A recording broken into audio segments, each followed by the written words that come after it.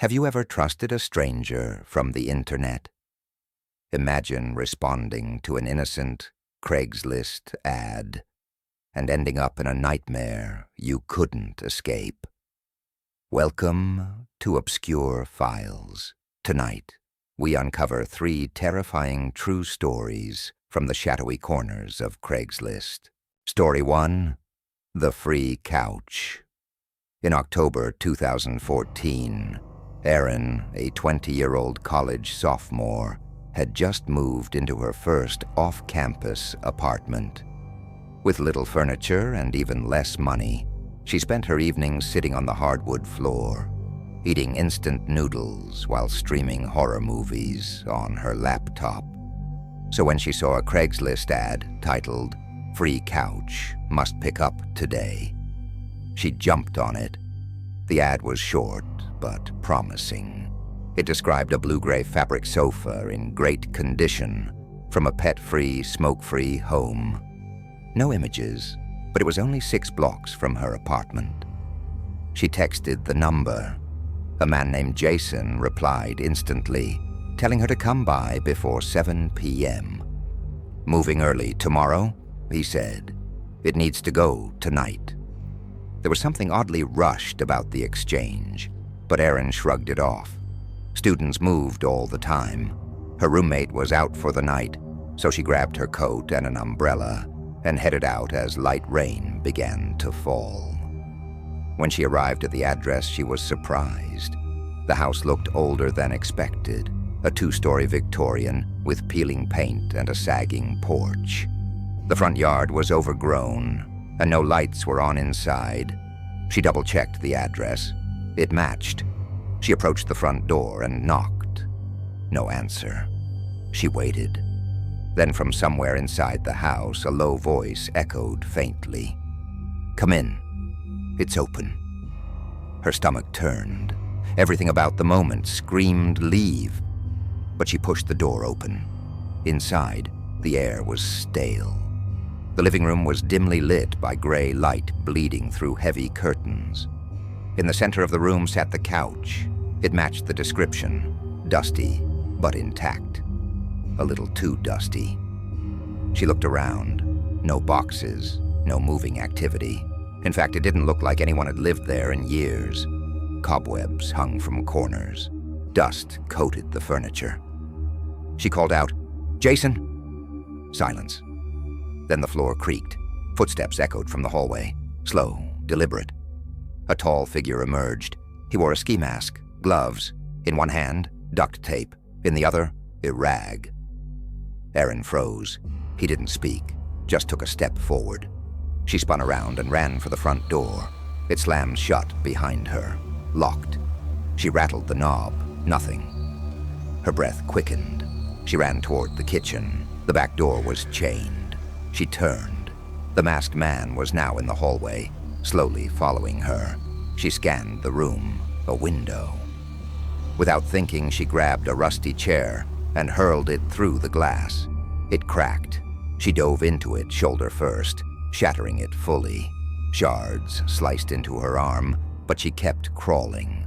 She stumbled onto the overgrown lawn and ran without stopping. Rain poured harder. Her heart thundered. She didn't look back. At a gas station 2 blocks away, she burst inside, bleeding and breathless. The attendant called the police. When they arrived, the house was dark, empty. No furniture, no signs of anyone living there. The couch was gone. They searched the property. The basement door was bolted shut. Inside they found ropes, stained cloth, scraps of women's clothing, no trace of Jason. The Craigslist ad was deleted less than an hour after her escape. To this day, no suspect has been identified. If you're enjoying these chilling files, don't forget to subscribe and turn on notifications for more real horror stories. Story 2. The camera for sale, names, locations, and minor details have been changed for privacy reasons.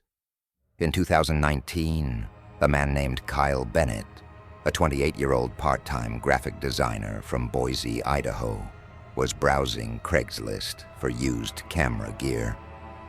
He'd just landed a side project, shooting local events, and needed a decent DSLR to replace his outdated Canon Rebel. His budget was tight, but he hoped to score something usable for under $300. Late one night, he stumbled upon a listing that seemed too good to be true.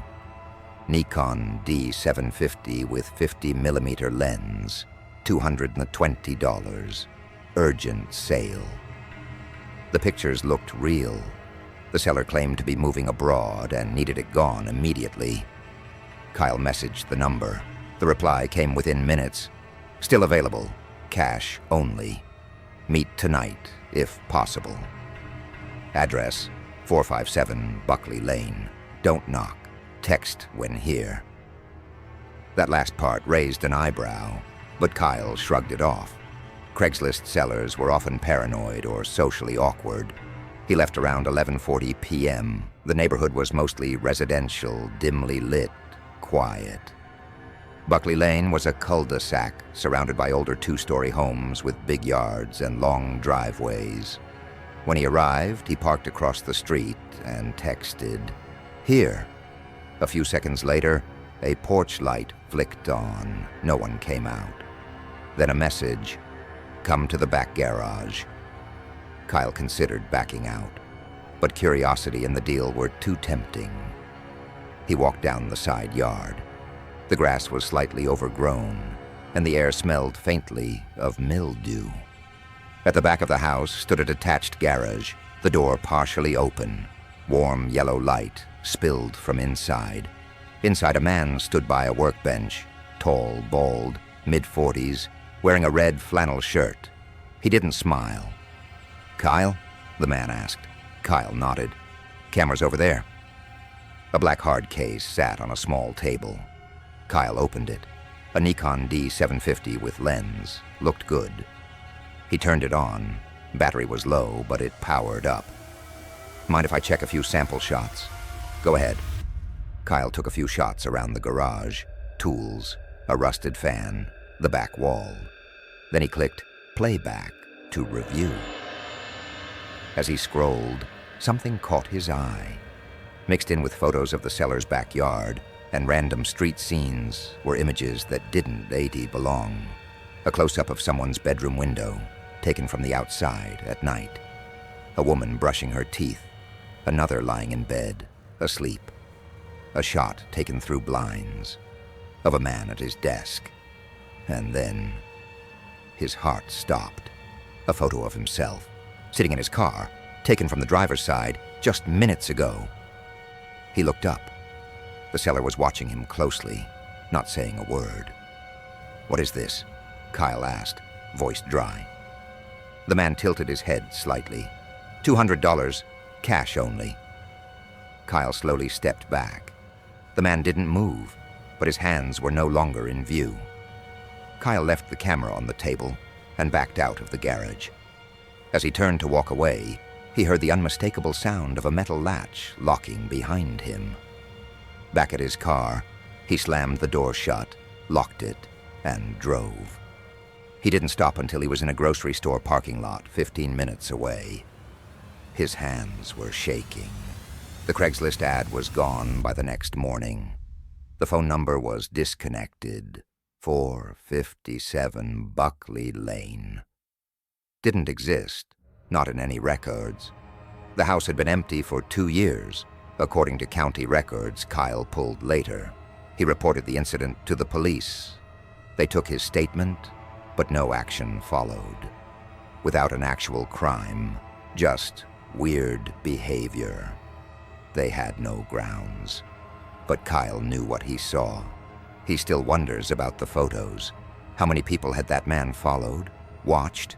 Why was Kyle's photo already on the camera before he even arrived? And the question that haunted him most, was I the next one on his list? Obscure files note. If something seems too good to be true, it probably is, especially on Craigslist. Story 3. The Babysitter Job. Note names and locations have been changed. In November of 2015, Rachel Deacon, a 20-year-old college student in Columbus, Ohio, responded to a Craigslist ad looking for an overnight babysitter. She had just transferred to Ohio State that semester and was low on funds. With finals approaching and rent due, she searched for quick cash gigs. The ad read, "Overnight sitter needed for quiet 7-year-old. Rural home, must have car, cash paid night of, $200, easy money." It was posted just a few hours earlier. She texted the number and got a reply instantly. "Job's still open. Tonight, 9 p.m. Can you make it?" "Yes." "Perfect. Address is 3916 Latchford Hollow. Bring snacks if you want. She's already in bed. No pets. You'll be alone downstairs." Rachel copied the address into Google Maps. It was about a 35-minute drive out of town, just past a county road she'd never driven before. She arrived at 8:55 p.m. The house sat deep off a gravel driveway surrounded by woods, no neighboring houses in sight. The yard was dark except for a single porch light. As she parked, she saw a woman step out of the front door, a thin silhouette, bundled in a scarf and heavy coat. "Rachel?" the woman asked. "Thanks for coming." Her voice was soft, almost drowned by the wind. She didn't introduce herself. "Maya's asleep upstairs. She's a quiet girl. No allergies. Help yourself to anything in the kitchen. We'll be back around 6 a.m. "No problem," Rachel smiled. The woman didn't make eye contact. She stepped quickly into an old silver car parked along the side and drove off without another word. Inside the house was tidy but bare. Sparse furniture, no photos, no clutter. The lights were dim. She checked upstairs. The door to the child's room was ajar, a soft pink glow inside. A small girl, maybe 7 or 8, lay curled under a heavy blanket. She didn't stir. Back downstairs, Rachel settled on the living room couch. She texted a friend her location, something she always did before a babysitting gig. Then she scrolled through her phone, occasionally glancing toward the stairs. Just before 11 p.m., she heard it. A soft knock. Not at the front door, from inside. She froze, tilted her head. Nothing. A minute later, again, knock, knock, but not from a door. It sounded hollow, muted, like it came from beneath her. Rachel stood slowly and followed the sound. It was coming from a narrow door beside the kitchen, the basement. The handle had no lock. She opened it a crack and peered down. Pitch black. She clicked on her phone flashlight and shone it down. Wooden steps, concrete walls. Nothing moved, no sound. She closed the door and sat back down, uneasy. Told herself old houses creak. 12:03 a.m. She heard a door creak upstairs. Footsteps, light, like a child's. Rachel climbed the stairs. The girl's bedroom door was shut. She knocked gently. "Maya?" No answer. She opened the door. The bed was empty. Her breath caught. She turned around and nearly screamed. Maya stood in the hallway staring at her, pale, wide-eyed, silent. "You okay, sweetie?" Maya nodded. "Bathroom." Rachel watched her walk slowly down the hall and into the bathroom. As Maya shut the door, Rachel returned to the room.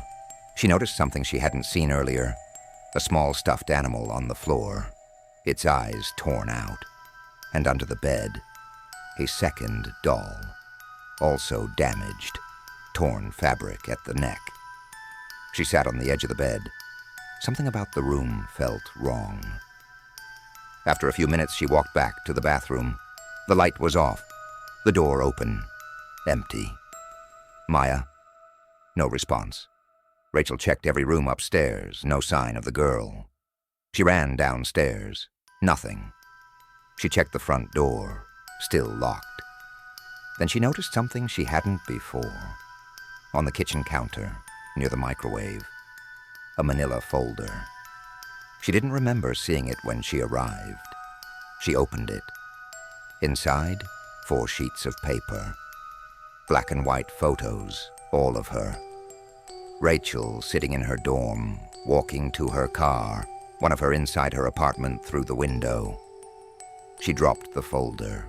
The front door creaked open, not unlocked, opened slowly. She turned. A man stood there, dressed in black, face hidden behind a hood. Rachel screamed and ran, through the living room past the basement door, which now stood wide open and out into the night. She didn't stop running until she was in the car, engine roaring, flying down the gravel path toward the highway. Behind her, in the rearview mirror, the house stood still. No lights, no movement. She called the police from a gas station. When officers investigated the next day, the house was abandoned. No furniture, no signs of recent occupancy, dust everywhere. No child's room, no pink blanket, no folder. County records showed the property had been foreclosed 6 months prior. The last known resident was a woman named Karen Dales, who had been reported missing 2 years earlier. There were no reports of a child ever living at that address. Rachel transferred schools a week later. She never worked a babysitting job again. To this day, she doesn't know who placed that ad, or who the little girl really was, or if she was even real at all. But one question keeps her awake at night. What was waiting in that basement? Obscure Files note: if a job feels too perfect, it might be someone else's trap. There are stories you hear, and stories that stay with you. The ones you've just heard, they may stay with you longer than you'd like. Which story got under your skin the most? Tell us in the comments. And if you think you're ready for more, subscribe to Obscure Files. You never know what the next file might reveal.